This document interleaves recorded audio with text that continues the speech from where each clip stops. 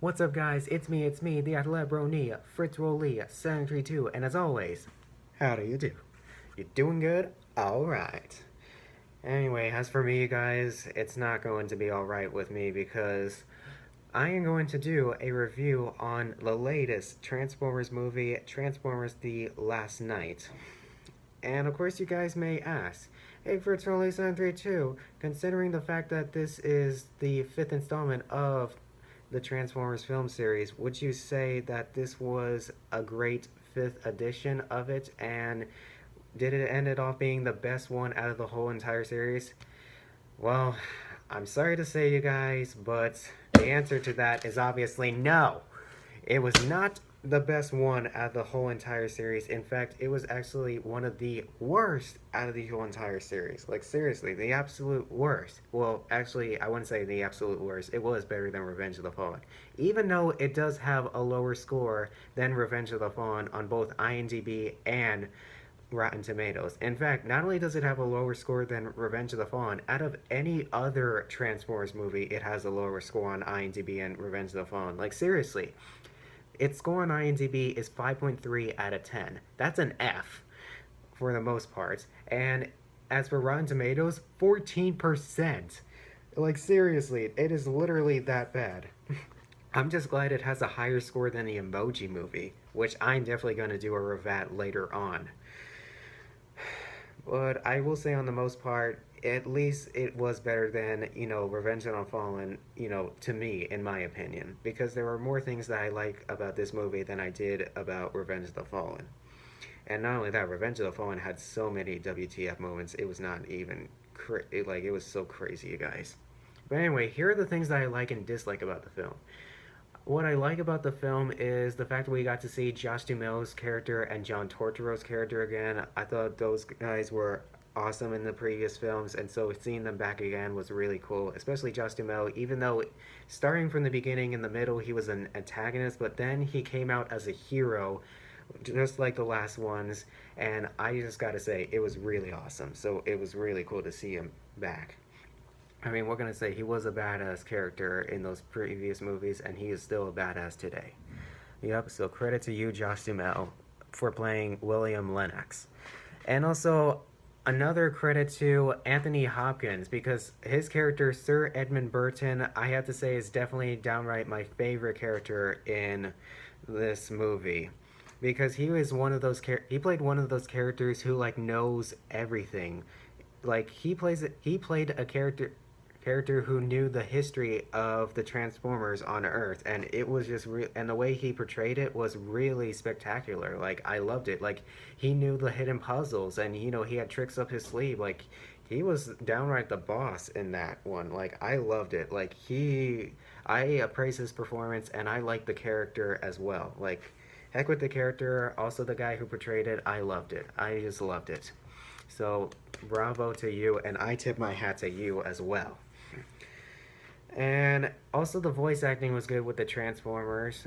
And also, another thing that was good was we got to see Cybertron back. I bet a lot of Transformers fans out there loved that scene where we actually got to see Cybertron. However, even though it was disembedded into pieces and stuff like that, like, it was just, Cybertron was not looking good, and it was in rough shape. That was because, it was gaining control by Kin Tessa. Who I have to say was actually a pretty good antagonist. It's just her design, though, like, her design and her animation was a bit iffy, though. And that was actually a thing that, yeah, going forward to now, dislikes. What I dislike about the film. The things that I dislike about the film was actually the visual effects. A lot of the visual effects were choppy, especially the fight scenes. I felt like, they were better in the old, like, the visual effects used in the fight scenes in the old movie were so much better in those movies. But this visual effects in this movie with the fight scenes, it was just not good. It was just absolutely not good. And also plainly, Michael Bay was a really bad director and a really bad producer. In fact, and also the story itself was just really bad. Like, trying to mix Merlin with Transformers, it was just terrible, you guys. Like, seriously. Don't mix fantasy. Seriously, don't mix fantasy with sci-fi. It is just really bad. Like just let some other people like do that. Like seriously, it was just really bad. And as for any other things that I like and dislike, the things I also like about the film was the sound. Like that's the only technical parts that were actually perfect was the sound mixing and the sound editing. Like at least Michael Bay, like that's like the only thing Michael Bay does right throughout these movies is just the technical work. Like I really wish that, for once Transformers 6 comes out in 2019, you guys, I hope they hire a new director and just let Michael Bay, work in the behind the scenes and into the technical stuff because that's like the only thing he's good at is just the technique. It's just the techniques. Not the storyboard, not the literature, you know, just hire someone else, just please.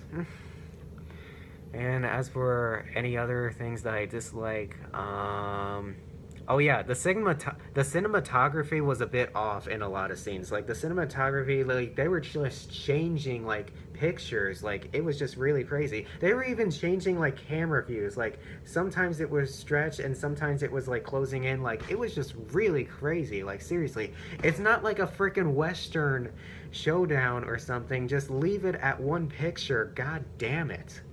Like seriously, it was just really bad.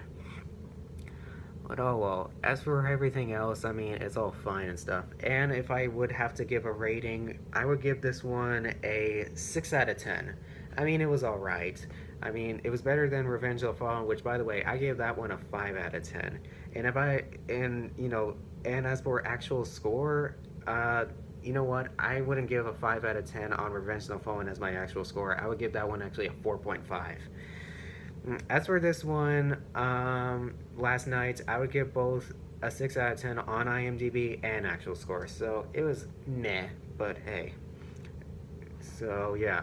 And actually, here's the truth, you guys. The reason why I actually wanted to see this movie, even though it was actually pretty good, was because I was hoping since this was, based off of Hasbro's toy line, I thought I would actually get, finally see for the very first time in theaters the My Little Pony movie trailer.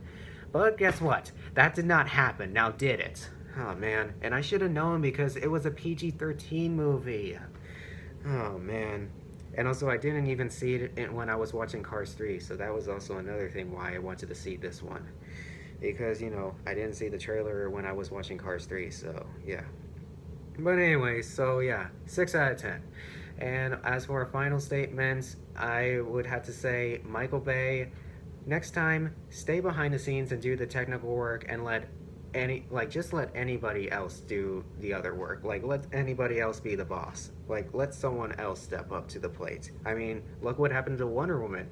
Zack Snyder, stepped down as director and we got Patty Watkins and she nailed it. Hell yeah. And I cannot believe my review for that has 70 views, so yeah. Anyway, enough bickering.